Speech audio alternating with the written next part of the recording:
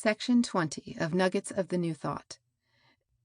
Read by Jennifer Fournier, Marshall, Virginia, USA. Nuggets of the New Thought by William Walker Atkinson. The Seekers. The secret of life, the riddle of existence, sought now as ever, the whyness of things, attempts to answer the riddle. The Seekers. Fantastic creeds and queer philosophies. Revamping old ideas. The story of the man and the stars. The answer to be found within the soul. I laugh at the lore and the pride of man, at the sophist schools and the learned clan, for what are they all in their high conceit, when man in the bush with God may meet? Emerson. Man is trying to reason out now, as in the past, the secret of life, the riddle of existence. He seeks to know from whence he comes, whither he goes, and what is the object of his existence. He wants to know the whyness of things, what it all means.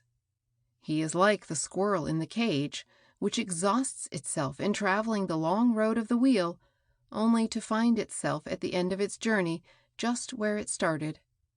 Or, worse still, like the newly caged wild bird, he dashes against the bars of his prison again and again in his efforts to regain his freedom, until at last he lies weak and bleeding, a captive still. It has ever been so, from the childhood of the race until the present time. Sages, seers, prophets, and philosophers have endeavored to reason out the problem, but their labors have availed nothing, and the riddle remains unanswered.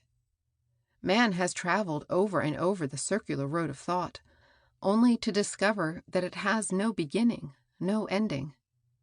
He thinks that he has explained things, but he has merely given them names. All the scientific research, all the theological and metaphysical speculation has failed even to explain the sprouting of the mustard seed. Life and death is a mystery to the most brilliant man of this civilization, as it was to the ignorant creature of the Stone Age. Races, nations, civilizations rise and fall. Creeds are born, grow strong, weaken, and die.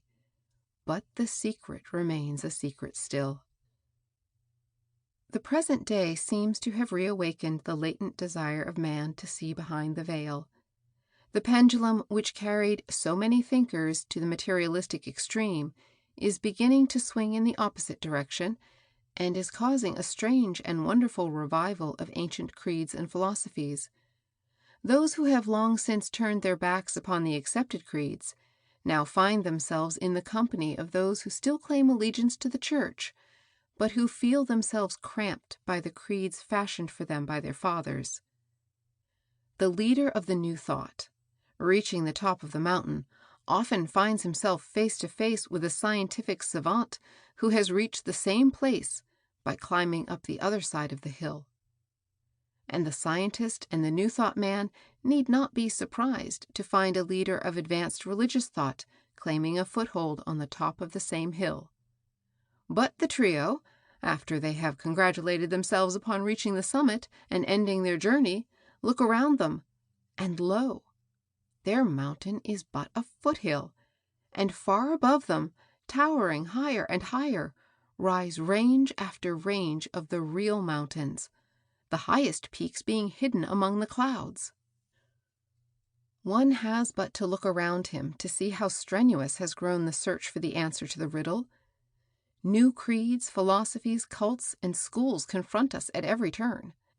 The past has been ransacked for its discarded philosophies, which have been renovated and trimmed anew for modern use. The dust has been brushed off many an old and almost forgotten creed, which is pushed to the front under a new name and with new trimmings. Plato is worked overtime to furnish the 20th century creed promoters with material to be done over. The wildest dreams of the ancients are toned down a little and boldly offered to the eager multitude as the long sought-for solution of it all. Priests and teachers of all the religions of all lands are among us, vying with the priests and priestesses of the new philosophies and creeds of our own land, and bidding for public favor. And these new homemade philosophies, how frightfully and wonderfully are they made! The old philosophies of Greece and Rome are skillfully dovetailed with the creeds of the Orient, and the result is a thing differing from anything ever seen before by gods or men. Brahmins, Buddhists, Confucians, Mohammedans, and sun worshippers claim thousands of followers in our land, and Isis and Osiris will, before long, again be given a place and duly installed in the new pantheon. Thor and Odin will doubtless be revamped, and the rites of the Druids revived. We are looking every day for the arrival on our shores of the advance agent of the Joss propaganda from the celestial kingdom. And the home product is, if possible, more fantastic and bizarre than the imported article. The wildest claims and statements are made with an air of authority, and are accepted as gospel by the adherents of the several sects. One does not know whether to sigh or weep as he watches some of the modern prophets and prophetesses strutting their little stage and cutting fantastic capers before high heaven, thus adding to the gaiety of the nations. The demand for these things has been created, and nothing seems too highly spiced for the devotees of the latter-day creeds. And the followers of those strange prophets, what of them? Many of them are mere excitement hunters. Others, that class of people possessed of a consuming thirst for something new. Some are honest seekers for the truth, and others are those who have cut away from their old moorings and are drifting about, rudderless and without an anchor, at the mercy of any stray current which may sweep them along.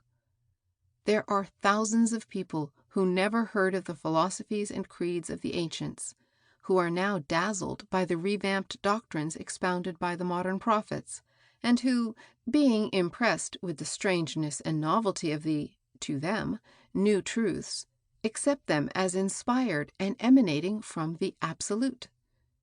New gods have arisen, and also new devils. The malicious mental magnetism of the Christian Scientists is as much a devil to them as was the orthodox devil of 100 years ago to our forefathers. The new cults usually begin by performing cures by means of the power of the mind and other natural laws, which they attribute to the principles and teachings of their particular sects. Many of them now, however, frankly admit that they are past the healing stage, and look down upon the mere healing of disease as a thing too nearly allied to the detested material plane to be seriously considered. The time of the leaders is now principally occupied in announcing and elucidating wonderful, high, spiritual truths for the seekers, soaring away up in the clouds of transcendentalism, leaving their followers behind, gaping upwards like a crowd at a country balloon ascension. Once upon a time, there was a reformer who attended a public meeting and took part in an exciting debate on an important question of the day. At last, heated, wearied, and disgusted by the fruitless struggle, he left the hall and started for home. It was a beautiful, cold winter's night, and the heavens were studded with stars shining bright through the clear, frosty atmosphere. Pausing for a moment in his rapid walk, he glanced upward. The stars were twinkling away merrily. They did not seem to be at all disturbed by what had been going on in the meeting. They appeared just the same as when, in years past, as a boy, he had looked at them with wondering eyes. As he gazed, a peaceful calm came over him, and his worry, doubts, and fears seemed very petty. At last, one little star appeared to notice him, and he thought he could see it cast a good-natured glance downward, saying in a cheerful voice, "Why so hot, little man?" When we feel cast down with doubt, torn with anxiety, weak from loss of faith, faint with fear, let us look aloft at the stars. when we see those distant points of light, knowing them to be centers of solar systems, knowing that beyond, beyond, and beyond are countless other suns and worlds, let us pluck up a little courage and realize that we are a part of a mighty law, a stupendous plan. Let us know that the power which called these things into life, and which is able to manage them and even greater things, has us in charge and will not allow us to be destroyed. Let us know that we are but in the kindergarten stage of existence, and that we shall go on and on and on, from plane to plane, ever onward and upward in the scale, until at last we shall be able to spell out the lines of the primer of life and learn the multiplication table of the universe. Let us, in the meanwhile, live on in trust and hope, one day at a time, living our own lives, doing our best work, getting the joy which comes from the simple human life, lending a helping hand. Let us abolish fear and hate, and replace them with courage, confidence, and love. Let us look for good rather than evil. Let us know failure as merely a lesson in success. Let us look upon death as birth. Let us do the best we can with this world, knowing that the next world will find us prepared for its task. Let us know that we are in eternity right now. Let us know that God is not so far away as we have been taught, for is it not true that in Him we live and move and have our being? Let us preserve our sense of humor, for it will guard us against many a fear, many a folly, many a delusion. And finally, let us keep out of the throng which is rushing wildly hither and thither after leaders, prophets, sages, seers. Let us look within ourselves and see the little flame which burns steadily there.